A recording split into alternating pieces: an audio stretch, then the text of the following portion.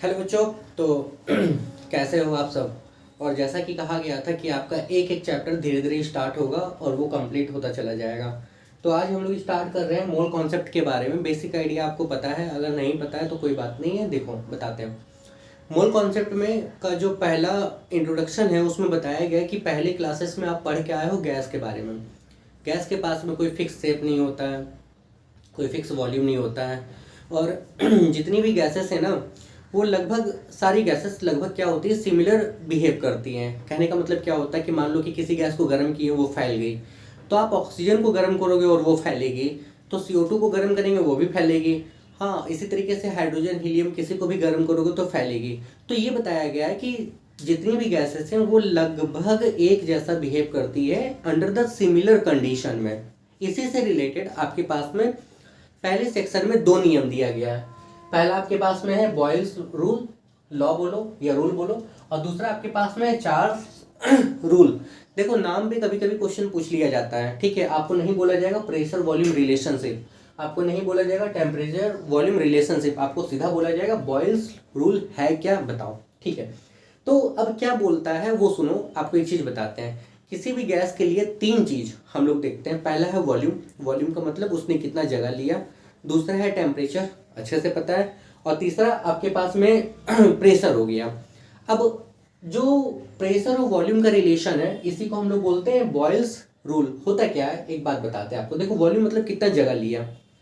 अब देखो प्रेशर का मतलब क्या होता है, कितना आपने उसको प्रेस किया, कंप्रेस किया, प्रेस किया, दबाया, कितना फोर्स लगाया।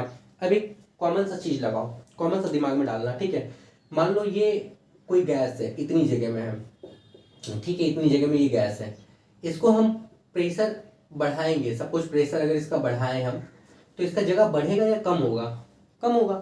तो ये याद रखोगे कि अगर एक क्वांटिटी बढ़ाने पे दूसरी घटती है, अगर एक क्वांटिटी को बढ़ाएं और दूसरा घट जाए तो उसको हम लोग बोलते हैं इनवर्सली प्रोपोर्शनल। या एक क्वांटिटी को घटाएं और दूसरा बढ़ जाए, दैट इज इनवर्सली प्रोपोर्शनल, ठीक है। आगे सुनिए इसी चीज को। तो यहां बोला क्या गया, इस नियम में क्या बोला गया कि volume of A given mass of dry gas, dry gas का मतलब यहाँ मॉइस्चर नहीं रखा गया, ठीक है, याद रखोगे इस चीज को। नहीं भी लिखोगे तो चलेगा, बहुत यहाँ डिटेल में नहीं जाना आपको। तो किसी गैस का जो वॉल्यूम है ना, वो उसके प्रेशर के इनवर्सली प्रोपोर्शनल होता है। मतलब अगर आप प्रेशर बढ़ाओगे, सपोज हम प्रेशर बढ़ाएं, तो वो जितना जगह पहले ले रही थी अब उतना जगह नहीं लेगी। मतलब एक बढ़ा तो एक घट गया, कॉमन सेंस है। अब बताओ ना, अगर हम प्रेशर को बढ़ाएं, ठीक है, तो उसका वॉल्यूम क्या होगा? कम होगा। या प्रेशर को अगर कम करेंगे तो उसका वॉल्यूम क्या होगा? बढ़ जाएगा। यही है इनवर्सली प्रोपोर्शनल। और इनवर्सली प्रोपोर्शनल को हम लोग हमेशा देखो, प्रोपोर्शनल और इनवर्सली प्रोपोर्शनल दोनों को ऐसे ही दिखाते हैं, इसी सिंबल से। बस प्रोपोर्शनल में क्या होगा, मान लो ए प्रोपोर्शनल बी, तो ऐसे लिखेंगे सामने सामने। इनवर्सली प्रोपोर्शनल में क्या होगा, ये साइन तो ऐसा ही रहेगा, बट 1/b हो जाएगा, उल्टा हो जाएगा। उल्टे का मतलब ये बढ़ा तो ये घटा और ये घटा तो ये बढ़ा। आई होप क्लियर है, कोई दिक्कत नहीं है। डायरेक्टली प्रोपोर्शनल में क्या होता है, अगर ये बढ़ेगा तो ये भी बढ़ेगा, ये घटेगा तो ये भी घटेगा। यहाँ तक कोई दिक्कत नहीं है। तो आपके पास में जो पहला नियम बोला गया है ना, वो यही बोला गया है, ठीक है। और डिटेल में भी बता रहे हैं इसको, थोड़ी देर के लिए रोकते हैं। दूसरा बोला गया है टेम्परेचर वॉल्यूम रिलेशनशिप। ये क्या बोलता है? ये बोलता है, अच्छा टेम्परेचर हमने पहले ही बताया कि टेम्परेचर बढ़ाने पे गैस का वॉल्यूम क्या होता है? बढ़ जाता है, फैल जाती है ना। गर्म हवा फैलती है, तो टेम्परेचर बढ़ाया तो उसने जगह ज़्यादा लिया। तो वही चीज़ यहाँ बताया गया है। क्या बताया गया? Volume of dry gas in is directly proportional, ठीक है, याद रखिएगा, to its absolute temperature. Temperature kelvin में रखते हैं और कुछ नहीं बोला गया, ठीक है। मतलब देखो, वॉल्यूम डायरेक्टली प्रोपोर्शनल टेम्परेचर का मतलब अगर टेम्परेचर बढ़ेगा तो वॉल्यूम बढ़ जाएगा, टेम्परेचर घटेगा तो वॉल्यूम घट जाएगा। एक चीज ये है, लास्ट जो पॉइंट आपके पास में है, जो लाइन है, वो बहुत इंपॉर्टेंट है, इस चीज को इग्नोर नहीं कीजिएगा। जब आप प्रेशर और वॉल्यूम का रिलेशन रखते हो तो उस समय हम लोग टेम्परेचर को कांस्टेंट मान लेते हैं। टेम्परेचर से छेड़छाड़ नहीं करेंगे, टेम्परेचर चेंज नहीं होगा, याद रखिएगा, क्योंकि टेम्परेचर का भी तो इफेक्ट पड़ रहा है ना। इसी तरीके से जब टेम्परेचर और वॉल्यूम का रिलेशन रखते हैं तो उस समय हम लोग क्या, प्रेशर से छेड़छाड़ नहीं करते हैं। आप ऐसे समझो, कोई भी फिजिकल क्वांटिटी जब दो या दो से ज़्यादा अदर क्वांटिटी पे डिपेंड करती है, तो रिलेशन जब दो का दिखना होता है तो तीसरे या चौथे को आप कांस्टेंट मान लेते हो। याद रखिएगा इस चीज़ को, ठीक है। जैसे एक एग्जांपल बताते हैं, मान लो ए बी और सी की बात करते हैं। ए बी और सी में सी की बात करते हैं। जब इन दोनों का देखेंगे तो इसको कांस्टेंट मान लेना, जब इन दोनों का देखेंगे तो इसको कांस्टेंट मान लेना, जब इन दोनों का देखेंगे तो इसको मान लेंगे। तो हम आपको यही समझा रहे हैं कि जब भी दो का देखते हैं तो तीसरे को कांस्टेंट मान लेते हैं। यहाँ तक कोई दिक्कत नहीं है। प्रेशर बढ़ेगा वॉल्यूम घटेगा, प्रेशर घटेगा वॉल्यूम बढ़ेगा।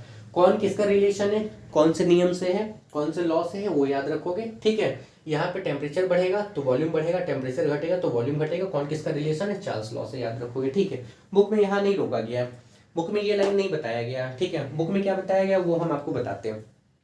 यहाँ तक समझ में आ गया। इसके बाद आते हैं, देखो ध्यान से सुनिएगा। v जब भी इसको हटाते हैं तो इसके बदले एक कांस्टेंट आता है, तो हम k कांस्टेंट मान लेते हैं। ये आ गया 1 क्या p। अच्छा p मतलब प्रेशर, इधर डिवाइड में इधर आ जाएगा मल्टीप्लाई में, तो Vp इक्वल टू क्या हो जाएगा, k हो जाएगा। इस चैप्टर में थ्योरी कम है, न्यूमेरिकल्स ज़्यादा है, इसलिए न्यूमेरिकल्स पे ज़्यादा फोकस करना। ये बहुत कम पूछा जाता है, इस पर ज़्यादा दिमाग नहीं लगाना है, कर लो क्योंकि दिया हुआ है, ठीक है। आप k इसको Vp लिखो या Pv लिखो इक्वल टू के। आपकी बुक में ये भी नहीं दिया हुआ, आपकी बुक में ये दिया हुआ P1 V1 equal to P2 V2। इसका क्या मतलब है ये चीज़ समझिए पहले अच्छे से। यहाँ तक समझ में आ गया, कोई दिक्कत नहीं है। अच्छा k क्या था, यहाँ पे k था एक कांस्टेंट, ठीक है, एक कांस्टेंट है निकल के आ रहा है। इसका क्या मतलब है वो सुनो। मान लो कोई गैस है, सपोज मान लो अगर हम हाइड्रोजन गैस पकड़ते हैं, ठीक है। तो हाइड्रोजन गैस के लिए मान लो कि, अच्छा हाइड्रोजन गैस के लिए क्या था, उसका वॉल्यूम था, हाँ, वो डायरेक्टली इन्वर्सली प्रोपोर्शनल हो गया प्रेशर पे, ठीक है। इसी तरीके से मान लो हम हीलियम गैस पकड़ते हैं, अब हीलियम गैस का भी तो वॉल्यूम इन्वर्सली प्रोपोर्शनल प्रेशर पे ही होगा ना। ऐसा थोड़ा ना कि भाई इसमें प्रेशर बढ़ाएंगे वॉल्यूम घटेगा, तो इसमें प्रेशर बढ़ाने पे वॉल्यूम बढ़ जाएगा, ऐसा नहीं होगा। यही चीज़ हम आपको बताएं शुरू में कि सारी गैसेस एक जैसा बिहेव करती है, जिसमें से ये है, अगर किसी गैस के लिए प्रेशर बढ़ा वॉल्यूम घटा तो दूसरी गैस के लिए भी यही नियम है, तीसरी गैस के लिए भी यही नियम है। कोई दिक्कत है नहीं, आगे सुनो। तो मान लो हाइड्रोजन गैस के लिए आप 1 मान लिए, हीलियम गैस के लिए 2 मान लिए, इसी तरीके से किसी एक गैस के लिए 3 मान लोगे, कोई दिक्कत नहीं है। एक बात बताओ, V1 इसके बदले इक्वल एक कांस्टेंट के, यहाँ पे आ गया 1 क्या P1, इसको उधर भेज दें तो ये क्या होगा P1 V1 इक्वल टू क्या होगा K होगा, कोई दिक्कत नहीं है, ठीक है। ये दिख रहा है, एक बार हम कंफर्म कर लेते हैं, हाँ दिख रहा है, आगे सुनो। इसी तरीके से जब इसकी बात करेंगे तो इसके लिए क्या होगा, V2 इक्वल टू एक कांस्टेंट K आएगा, ये क्या आ जाएगा 1/P2, इसको उधर भेज देंगे तो क्या होगा P2 V2 इक्वल टू क्या हो गया K हो गया। अब एक बात बताओ तुम, ठीक है, P1 V1 भी K के बराबर है, P2 V2 भी K के बराबर है, इसी तरीके से P3 V3 भी निकलेगा, वो भी K के बराबर होगा। तो सारा K के बराबर ही तो निकल रहा है, मतलब सारा आपस में बराबर है, ये भी K के बराबर है, ये भी K के बराबर है, वो भी K के बराबर होगा। इसलिए किताब में ये लाइन आपको दिया हुआ है सीधा P1 V1 equal to P2 V2। I hope clear, ठीक है। वही चीज जब आप यहाँ पे इंप्लीमेंट करोगे, मान लो पहले गैस की बात करते हैं, सपोज इस बॉक्स में बता रहे हैं पहले गैस की बात करते हैं। अगर पहले गैस में नियम ये चल रहा था कि उसका वॉल्यूम डायरेक्टली प्रोपोर्शनल था टेम्परेचर पे, तो पहले गैस के लिए 1 पकड़ लिए, यानी कि V1 इक्वल टू एक कांस्टेंट K आएगा, यहाँ पे T1 आ जाएगा। इसको नीचे ले लेते हैं, यानी कि V1/T1 इक्वल टू, अगर ये K के बराबर है तो दूसरा गैस जो आप पकड़ोगे V2, मतलब V2 डायरेक्टली प्रोपोर्शनल T2, तो V2 इक्वल टू यहाँ पे K T2, इस T2 को नीचे ले लोगे, यानी कि V2 बाई क्या T2, ये भी तो K के बराबर होगा ना। इसीलिए बुक में आपको ये दिया हुआ ये line V1 T1 equal to V2 T2, यानी कि बुक में ये दिया हुआ V1/T1 इक्वल टू क्या V2/T2 इक्वल टू, इसी तरीके से तीसरा चौथा पांचवा आप जितना भी रख सकते हो, उससे कोई दिक्कत नहीं है। आई होप क्लियर। आपको समझना क्या है, आपको सिर्फ नियम समझना है, वो नियम हम आपको बताएं कि नियम क्या बोलता है, ठीक है। आगे सुनो, ये चीज समझ में आ रही है, वो चीज समझ में आ रही है, कोई दिक्कत नहीं है। अब गैस इक्वेशन क्या बोलता है, गैस इक्वेशन कुछ नहीं बोलता है। मैंने बताया जब प्रेशर वॉल्यूम का रिलेशन रखा तो टेम्परेचर को कांस्टेंट रखा, जब टेम्परेचर वॉल्यूम का रिलेशन रखा तो मैंने क्या किया, प्रेशर को कांस्टेंट रखा।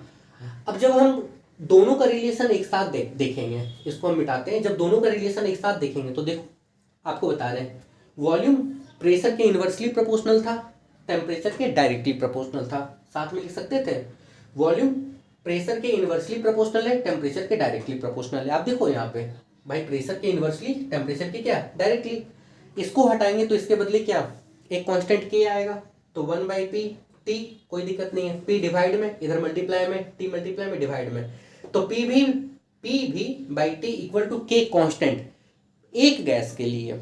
इसी तरीके से दूसरे गैस के लिए, जो कि कॉन्सेप्ट हम आपको यहाँ पे बता चुके हैं। तो जब इसी तरीके से तीसरे गैस के लिए अल्टीमेट ये K के बराबर, वो भी K के बराबर, वो भी K के बराबर, मतलब P1V1/T1 equal to P2V2/T2 equal to P3V3/T3। इसी तरीके से बढ़ता हुआ चला जाएगा। याद ये रखना, टेम्परेचर यहाँ केल्विन में है। आई होप क्लियर है। मैं फिर बता रहा हूँ, इससे एग्जाम में सवाल नहीं आने वाला है। सवाल अगर आपके एग्जाम में पूछा गया मोल कॉन्सेप्ट में तो गैस इक्वेशन से रिलेटेड न्यूमेरिकल है, अदरवाइज कुछ नहीं। इसमें कोई दिक्कत है तो आप कमेंट कर सकते हो, इसलिए बहुत डिटेल में इसको नहीं बताया है। चलिए आगे बढ़ते हैं।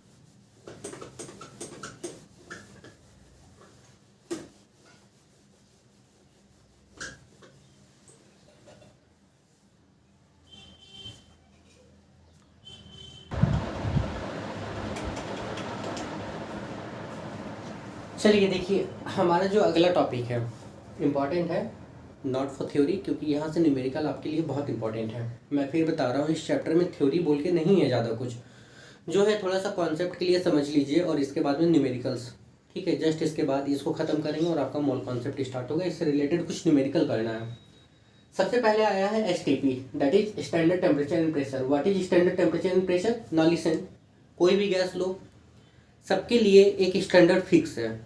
अगर A गैस ले रहे हो तो जो कंडीशन A के लिए है वही कंडीशन B के लिए, वही कंडीशन C के लिए। आपके क्लास में पढ़ने वाले, ठीक है, जो लड़के जो लड़कियां हैं, सबके लिए सेम कंडीशन है। That is all students considered as gas. Condition समझ में आ रहा है? उसी को STP बोलते हो। ठीक है, होता है क्या, देखो प्रेशर यहाँ रखते हैं हम लोग 76 mm ऑफ Hg या 76 सेंटीमीटर ऑफ Hg। mm को सेंटीमीटर में कन्वर्ट कर लिया गया।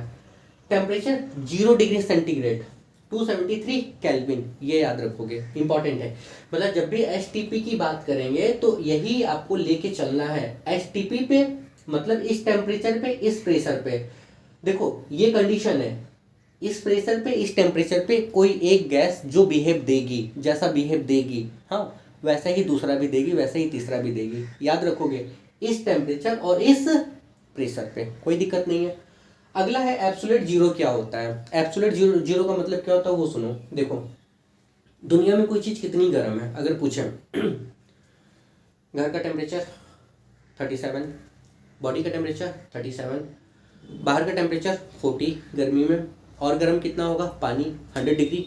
सन का टेम्परेचर, उससे ऊपर उसके कोर का टेम्परेचर, उसके कोर की टेम्परेचर, मतलब मिलियंस में चल रहा है। मिलियंस के बाद और टेम्परेचर कितना बढ़ सकता है मैटर नहीं करता, कितना घट सकता है वो सोचो। 0 डिग्री सेंटीग्रेड पे पानी जम जाता है, फ्रीज हो जाता है, बहुत ठंडा लगता है, बर्फ को 2 मिनट पकड़ नहीं सकते हो। ठीक है, और ठंडा माइनस में, और ठंडा -70, और ठंडा -100, और ठंडा -150, और ठंडा, और ठंडा। कितना ठंडा? कोई चीज का टेम्परेचर आप इतने से कम नहीं कर सकते हो। मतलब मैक्सिमम कितना ठंडा? दैट इज -273 डिग्री सेंटीग्रेड, इससे नीचे नहीं। It is the least and lowest point, याद रखोगे, ये सबसे कम पॉइंट है। इससे नीचे आप नहीं जा सकते हो, इससे नीचे दुनिया में कोई चीज़ नहीं ठंडी हो सकती है। अगर कहीं का लोवेस्ट टेम्परेचर आपको मिलेगा तो ये, मैक्सिमम कितना नहीं बोल पाएंगे, मिनिमम इतना। इसको एब्सोल्यूट जीरो क्यों बोला गया है? क्योंकि इस टेम्परेचर पे दुनिया की कोई भी जो चीज़ है उस वो पता है फ्रीज हो जाएगी। यहाँ फ्रीज होने का मतलब है, यहाँ फ्रीज होने का मतलब उसके अंदर का जो एटम्स है ना, उसका भी मॉलिक्यूलर मूवमेंट फ्रीज हो जाएगा, वो भी पल भर के लिए रुक जाएगा। पल भर के लिए क्या, वो भी रुक जाएगा, यही समझो आप। ठीक है, तो एब्सोल्यूट जीरो क्या हो गया? 0 डिग्री, सॉरी 0 केल्विन, जिसको आप बोलते हो -273 डिग्री सेंटीग्रेड। ये वो टेम्परेचर है जिस पर सबका मॉलिक्यूलर मूवमेंट रुक जाता है। ठीक है, ये चीज़ समझ में आ गई, ये चीज़ समझ में आ गई। आप इस पूरे चैप्टर में जब भी गैस का रिलेशन देखोगे, न्यूमेरिकल बनाओगे, तो आप इसी स्टैंडर्ड को लेके चलोगे। एक के लिए अगर ये देख रहे हो, ये देख रहे हो, तो दूसरे के लिए भी ये और ये देखना होगा। आई होप क्लियर है। ठीक है, आगे बढ़ते हैं।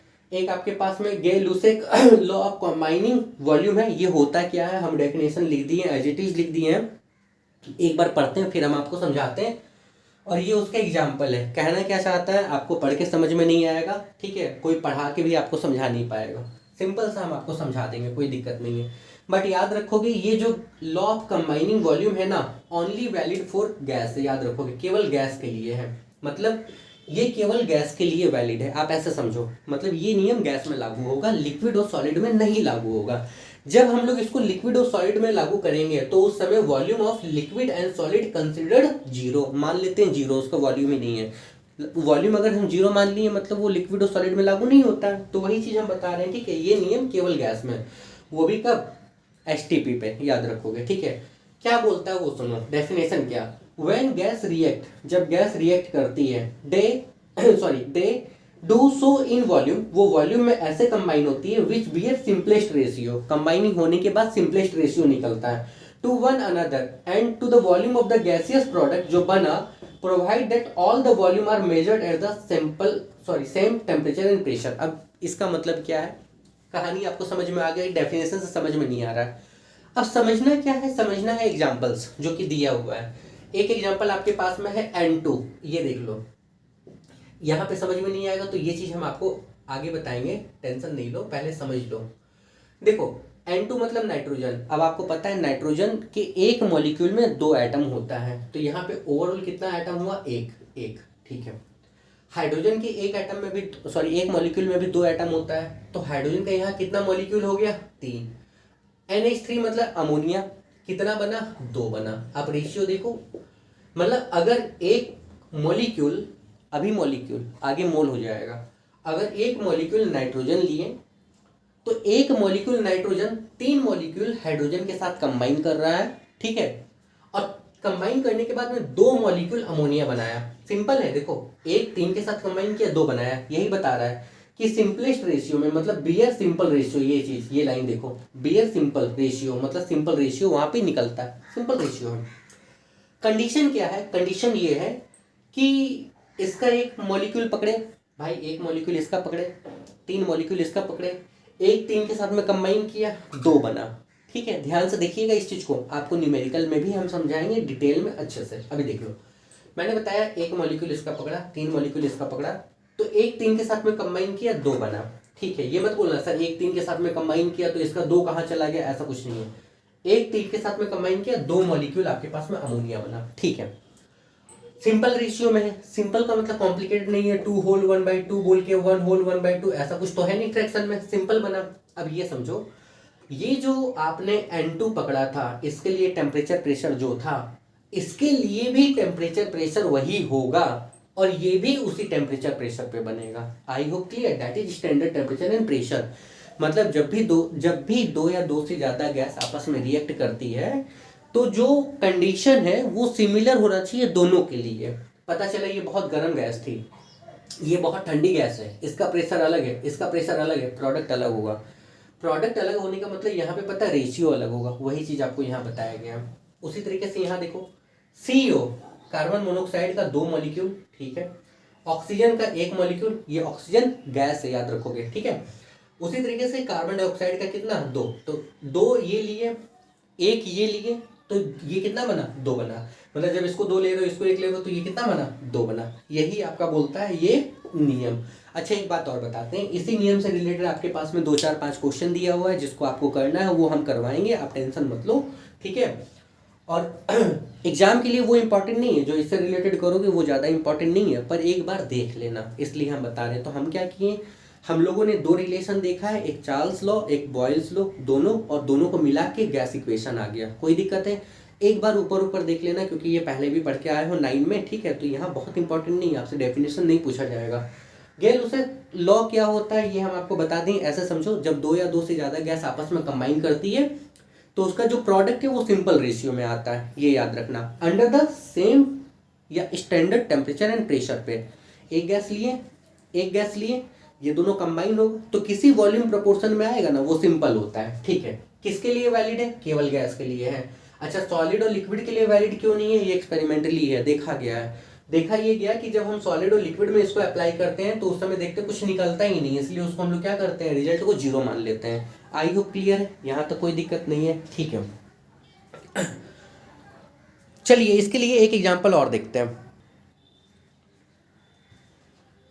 देखो बच्चों, जो हम लोग गेल उससे लॉ किए, अब उससे रिलेटेड आपके पास ये देखो मेरे पास बुक है, ठीक है। और जस्ट इसके बाद आपके पास में कुछ न्यूमेरिकल्स है, कितना है बताते हैं, एग्जाम्पल 5 है, 8 है, 8 एग्जाम्पल है। तब उसके बाद में है एवोगाड्रो लॉ। अब एवोगाड्रो लॉ के से ही स्टार्ट आपका होता है मोल कॉन्सेप्ट, मतलब वो आप करोगे तभी आपको मोल कॉन्सेप्ट स्टार्ट होगा। अभी तक तो कुछ बेसिक चल रहा है, ठीक है। तो ये जो 5-6 न्यूमेरिकल्स है इसको आपको करना है, ऐसा नहीं कि नहीं करना है। अब उतना बड़ा हम यहाँ लिख नहीं रहे हैं, उसका सॉल्यूशन यहाँ नहीं, हम आपको सीधे क्वेश्चन पढ़ दे रहे हैं। आपके पास सबके पास बुक है, बुक निकाल लीजिए, क्वेश्चन देख लीजिए, वेरी इंपॉर्टेंट। क्योंकि ये क्वेश्चंस उतना इंपॉर्टेंट नहीं है, लेकिन इसी से रिलेटेड आप आगे करोगे इक्वेशन बेस्ड, तो वो इंपॉर्टेंट हो जाएगा, इसीलिए समझने के लिए इंपॉर्टेंट है। तो पहला क्वेश्चन बोला गया example number 1, what volume of oxygen would be required to burn completely 200 ml of acetylene. Acetylene का फॉर्मूला दिया हुआ है, ठीक है। देखो एसिटिलीन का फॉर्मूला आपको दे रखा है C2H2। एसिटिलीन ऑर्गेनिक कंपाउंड आप लोग पढ़ लिए होंगे, नहीं पढ़े हो तो जब पढ़ाएंगे तब बताएंगे। ये उसका कॉमन नेम है। एक बार फिर रिपीट करते हैं, व्हाट वॉल्यूम ऑफ ऑक्सीजन, कितना वॉल्यूम आपको ऑक्सीजन का चाहिए। देखो यहाँ पे मांगा गया व्हाट वॉल्यूम ऑफ ऑक्सीजन, मतलब कितना ऑक्सीजन आपको चाहिए, ठीक है। Would be required to burn completely acetylene, ये एसिटिलीन है, इसको पूरी तरीके से जलाएंगे, याद रखोगे। और कितना है ये 200 ml है। 200 ml एसिटिलीन को हम पूरी तरीके से जलाएंगे, ठीक है। तो जलाने के लिए आपको ऑक्सीजन चाहिए ना, तो ये कितना होगा, यहां तक कोई दिक्कत नहीं है, क्लियर। ऑक्सीजन कितना होगा। अच्छा आगे सुनो, and what would be the volume of carbon dioxide. अगला बोला गया यहाँ पे, दूसरा चीज यहाँ पे बोला गया व्हाट वॉल्यूम ऑफ CO2, मतलब पहले बोला गया ऑक्सीजन कितना चाहिए और जो प्रोडक्ट बनेगा वो कितना बनेगा। आई होप यहाँ तक कोई दिक्कत नहीं है, इसको समझते हैं और आपको हम बताते हैं, ध्यान से सुनिएगा, ठीक है। देखो बच्चों, सवाल क्या बोला गया वो सुनो। एसिटिलीन को जलाएंगे ऑक्सीजन के साथ में, ठीक है। अब एसिटिलीन देखो बोल भी दिया गया है, एसिटिलीन को ऑक्सीजन के साथ में जलाओगे तो CO2 बनेगा, बनेगा बोला गया है, बनेगा। तो एसिटिलीन को पूरी तरीके से जलाना है, कितना ऑक्सीजन चाहिए, कितना CO2 बनेगा, ठीक, कोई दिक्कत नहीं है। अब अगर आपको पता है तो सुनो, ये एक ऑर्गेनिक कंपाउंड है। ऑर्गेनिक कंपाउंड को जब हम जलाते हैं तो वो CO2 और वाटर प्रोड्यूस करता है। आपकी बुक में सॉल्यूशन है, हम समझाते हैं आपको। देखो C2H2 प्लस O2 ये बनाएगा CO2 और प्लस वाटर बनाएगा, ये तो कंपलसरी है, ठीक है।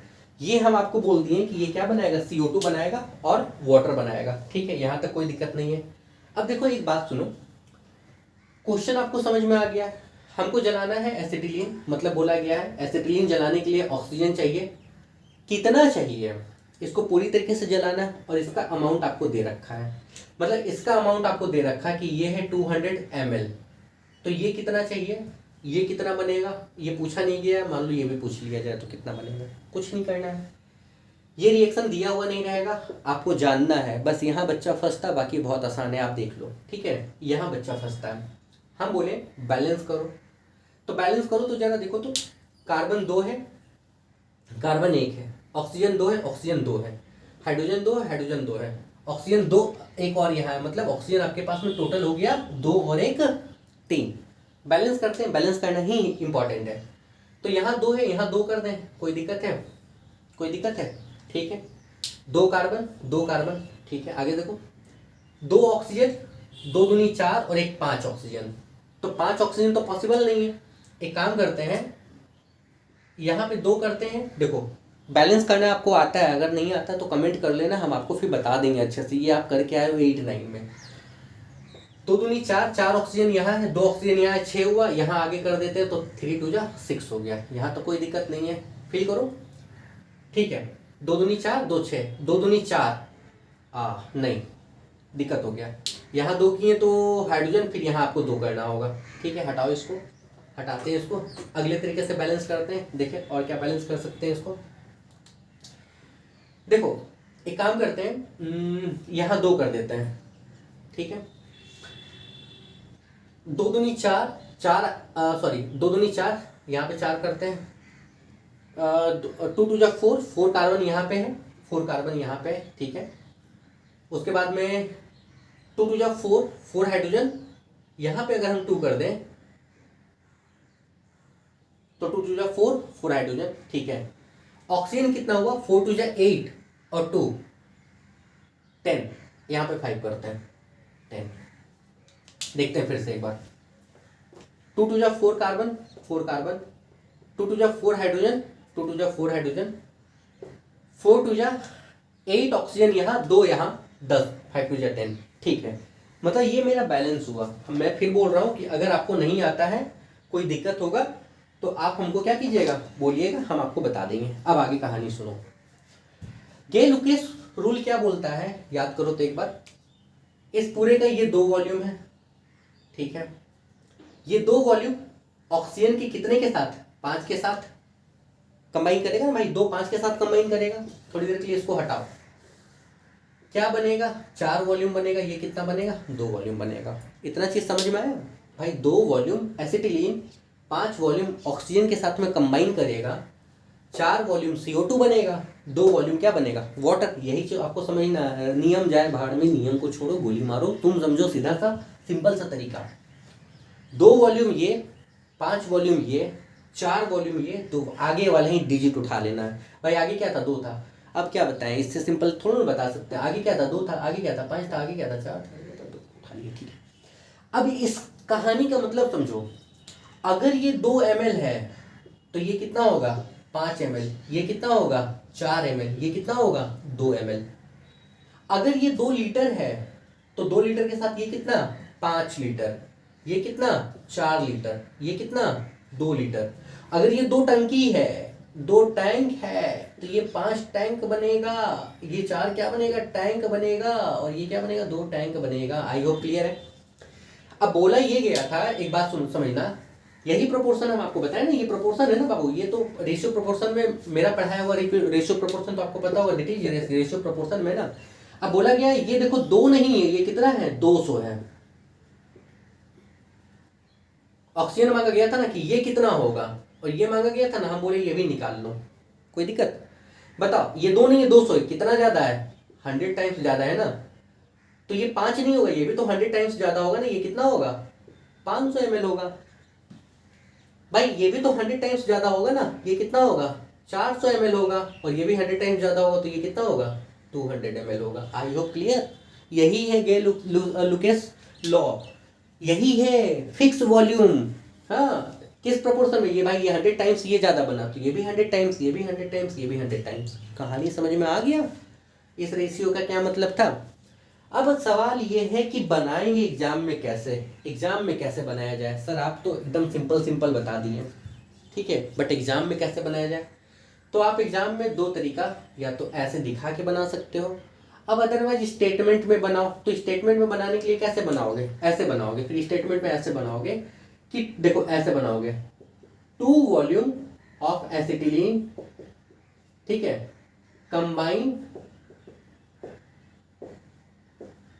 5 वॉल्यूम ऑफ O2। भाई 2 वॉल्यूम कंबाइन किया 5 वॉल्यूम के साथ में, कोई दिक्कत, यहां तक कोई परेशानी नहीं। तो 1 वॉल्यूम के लिए क्या हो जाएगा, 5/2, यही तो होगा भाई। 2 वॉल्यूम, देखो 2 वॉल्यूम कंबाइन किया तो 5 वॉल्यूम बना। 1 वॉल्यूम के लिए क्या हो जाएगा, 2 मल्टीप्लाई में इधर आ जाएगा डिवाइड में, तो 200 था ना। 200 ml के लिए क्या हो जाएगा, 5/2 मल्टीप्लाई क्या, 200 कैंसिल करके क्या आ गया, 200 500 O2 ही तो आएगा ना नीचे, कोई दिक्कत नहीं है। उसी तरीके से जब CO2 की बात करोगे तो ऐसे देखो, देखो 2 वॉल्यूम, देखो ऐसे 2 वॉल्यूम, ध्यान से सुनना, 2 वॉल्यूम ऑफ एसिटिलीन, ठीक है, प्रोड्यूस कर रहा है 4 वॉल्यूम ऑफ CO2। तो 1 वॉल्यूम कितना करेगा, 4/2, तो 200 वॉल्यूम कितना करेगा, 4/2 मल्टीप्लाई कितना, 4/2 मल्टीप्लाई कितना, 200। कुछ गलती कर गया, हाँ कुछ तो गलती कर गया। 4/2,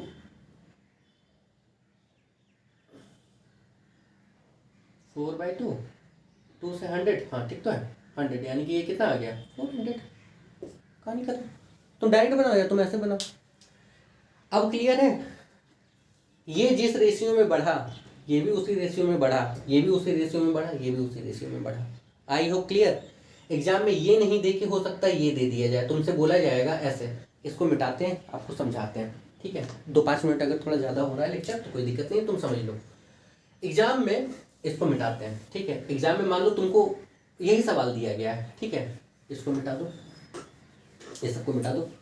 सेम क्वेश्चन एग्जाम में तुम्हारे पास में तुमसे बोला गया, तुमसे इस सवाल में बोला गया देखो एसिटिलीन को बर्न किए ऑक्सीजन के साथ में, ठीक है, तो CO2 और वाटर बना, पर वहां पे तुमको एसिटिलीन नहीं दिया गया है, इस बार ऑक्सीजन दिया गया है कि 500 ml ऑक्सीजन जरूरत है, रिक्वायर्ड है कंप्लीटली इसको खत्म करने के लिए। कंप्लीटली जब तक नहीं बोला जाए, याद रखोगे सवाल का तरीका चेंज हो जाएगा, आपको बाद में बताएंगे।